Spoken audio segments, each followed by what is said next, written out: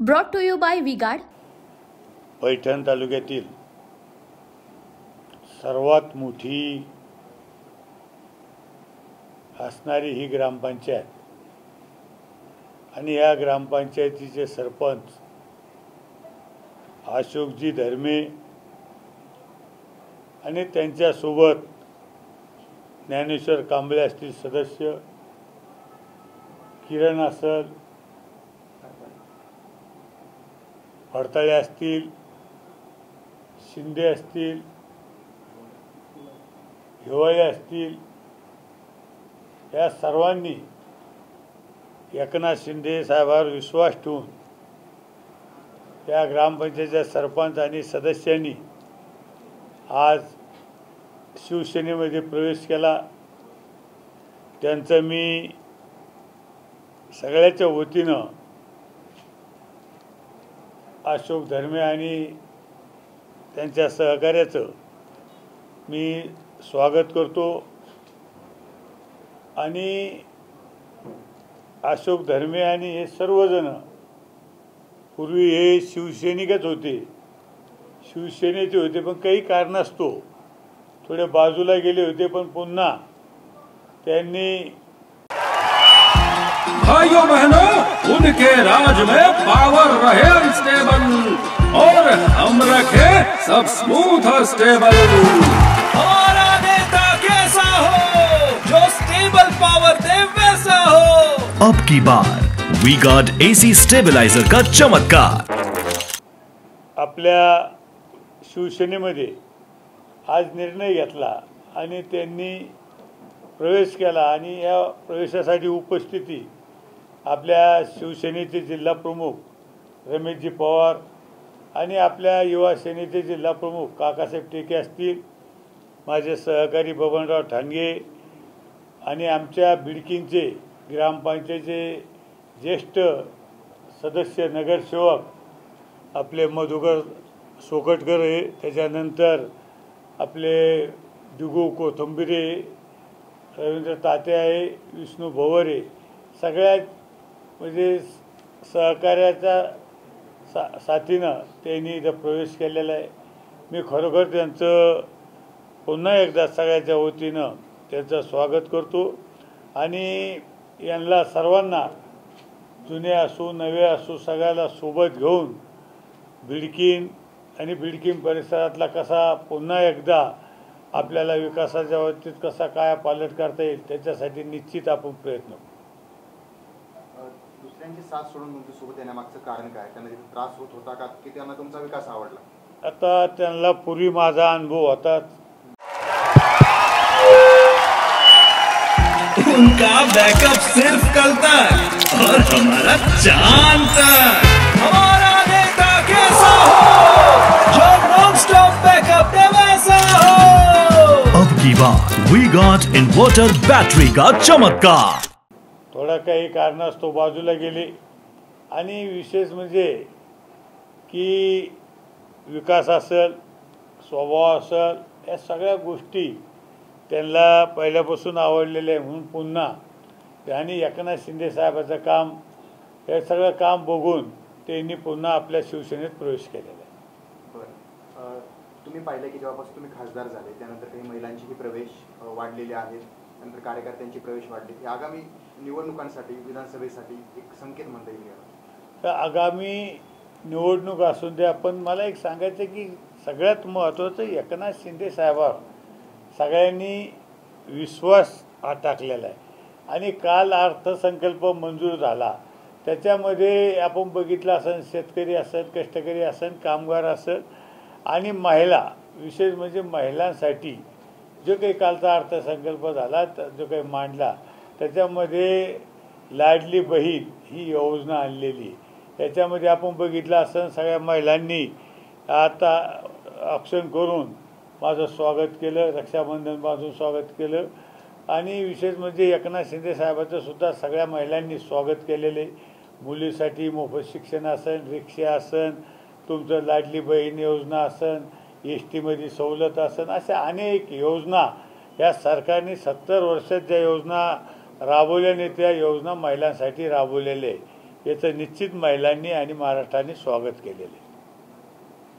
यानंतर आणखी काही मोठे प्रवेश होऊ शकतात का? कारण माजी महापौर त्या सुद्धा आल्या, नंतर काही महिला पदाधिकारी आल्या, त्यानंतर आता ग्रामपंचायतच तुमच्याकडे येते, तुमचा धमाका काय असू शकतो? अजून बरेच धमाके, बरेचसे तुम्हाला सांगतो की आता बरेचसे शहरातले असतील, ग्रामीण भागातले असतील, अनेक जण हे शिवसेनेत प्रवेश करणारे तुम्हाला दिसेल. आता माजी महापौर असतील, कलावजाताई, त्याच्यानंतर प्रतिभा जगतापताई, गजानन मनगटे, माजी नगरसेवक यांनी अनेक जणांनी प्रवेश केले. त्यांच्यासोबत बी अनेक जणांनी शिवसेनेमध्ये प्रवेश केला. जे उभाटा गटाचे होते त्यांनी शिवसेनेमध्ये प्रवेश केलेला आहे. आणखीन बरेच जण प्रवेश करणारे.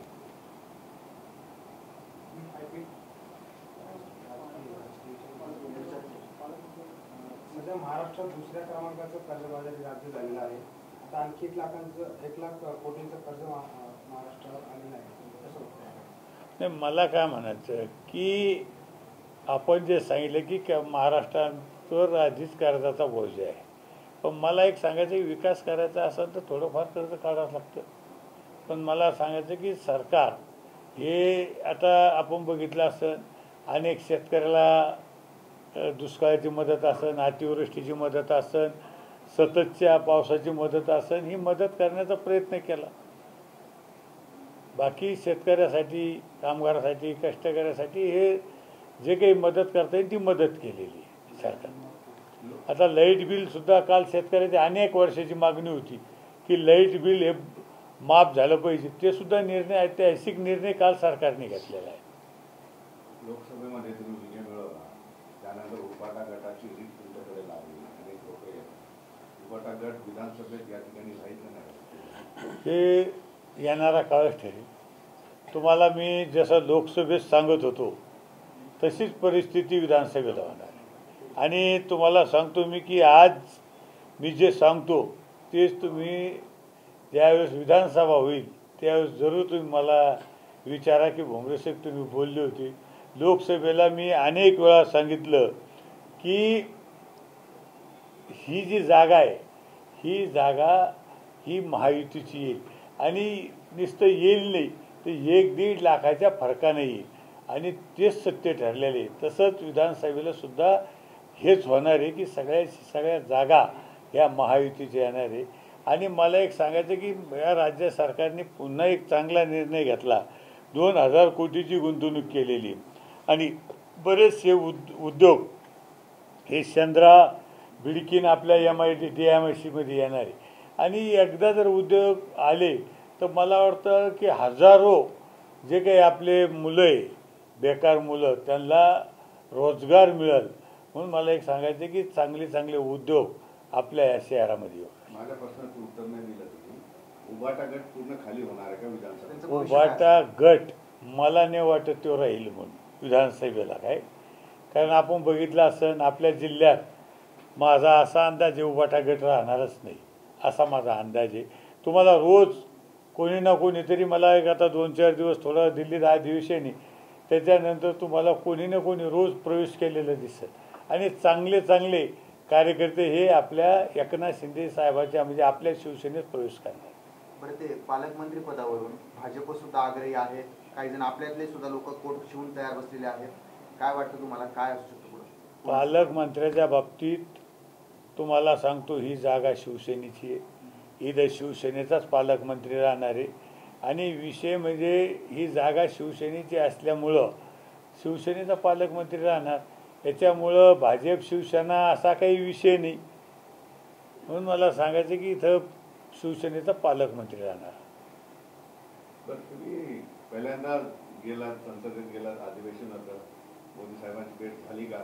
काय वाटलं एकंदरीत, पहिलं इम्प्रेशन काय तुमचं? एक नवीन संसद भवन नवीन बांधलेले, आणि तो योग खासदार म्हणून मला त्या नवीन संसद भवन जे बांधलेले तिथं जाण्याचा योग आला. आणि विशेष म्हणजे आपण सांगितलं की मोदी साहेबांची भेट झाली का, तर उद्या 10 वाजता मोदी साहेबांची भेट आहे. किती? उद्या 10 वाजता मोदी साहेबांनी वेळ आम्हाला दिलेला आहे. मी उद्या 10 वाजता मोदी साहेबाला भेटणार आहे, आणि मोदी साहेबांची उद्या भेट होणार आहे. आणि सर्वोच्च जे सभागृह आहे संसद भवन, इथं जाण्याचा तुमच्या सगळ्याच्या आशीर्वादानं मला योग आलेला आहे. पण काय आणि वाटतं, निश्चित विधानसभा आणि संसदेत काय फरक वाटतो? नाही, आता विधानसभेचा मला अनुभव आलेला आहे आणि विधानसभेमध्ये सुद्धा मी काम 25 वर्ष केलं आणि आता संसद भवनमध्ये सुद्धा काम करण्याचा मला निश्चित अनुभव येईल. शेतकऱ्याचे प्रश्न असतील, महिलांचे असतील, कामगारांचे असतील, कष्टकऱ्याचे असतील, उद्योगाचे असतील, हे प्रश्न सोडवण्याचं मी काम करेल. पण विधानसभेत राज्य चालवलं जातं, संसदेतून देश चालवला जातो. एक अभिमान वाटतो की अशा ठिकाणी आपण आहोत. एक अभिमान आहे की आपल्याला उच्च म्हणजे संसद भवनमध्ये देशाचा कारभार करण्यासाठी आपल्याला तिथे ज्यावेळेस कामकाज चालू होतं त्यावेळेस आनंदच होतो की आपण उच्च सभागृहात संसद भवनमध्ये जाऊन आपण काम करतो, प्रश्न सोडतो. त्याचा आपल्याला एक आनंद वेगळा वाटतो. काय म्हणजे महाराष्ट्र सरकारमध्ये काम केलं आणि आता संसद भवनमध्ये सुद्धा, विधानसभेत काम केलं आणि आता संसद भवनमध्ये सुद्धा मी काम करणार आहे. ओके, तर संजय राऊत म्हणतायत की एकनाथ शिंदे यांनी वेगळा पक्ष काढायला पाहिजे होता, त्यानंतर निवडणुका लढायला पाहिजे होत्या. हॉटेलमध्ये भेटून काही त्यांच्या भेटीगाठी झाल्या, त्यामध्ये काही व्यवहारही झालेले आहेत. मात्र पैशाचा बेमानीचा उठाव होता, तुमच्या उठावाला ते असं म्हणतायत.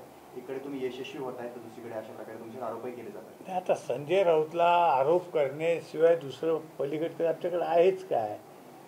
संजय राऊत फक्त सकाळी 9:30ला TV चालू केली की पहिले तो शिवाय देतो, आरोप करतो. याच्याशिवाय संजय राऊतकडे कुठलंही काही नाही. मला काय म्हणायचं की आम्ही जसं आता आपण स्ट्राईक रेट बघितला, शिवसेनेनं किती जागा उभा केल्या, किती आल्या, आणि उभाठाना किती जागा लढवल्या, किती आल्या, हे आपण बघितलं. आम्हाला उमेदवारी थोडी उशिरा मिळाली, त्याच्यामुळं थोडाफार आम्हाला जागा आणखीन काही वाढल्या असत्या. पण ठीक आहे, विधानसभेला आम्ही निश्चित जास्तीत जास्त जागा कशा येतील याच्यासाठी प्रयत्न करू. संजय राऊत जे बोलतात याला कुठेही मला एक सांगायचं आहे की संजय राऊतचे हे बिनबुडाचे आरोप आहे.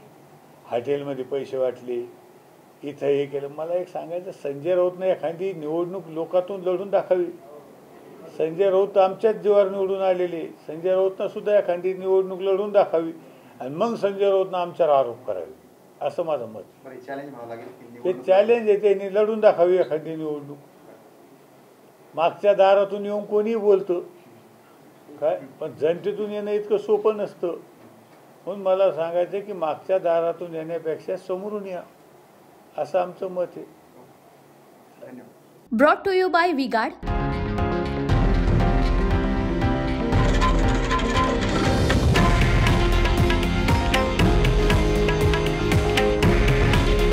हे आहे देशातील नंबर 1 न्यूज नेटवर्क आणि आपण पाहत आहात TV9 मराठी.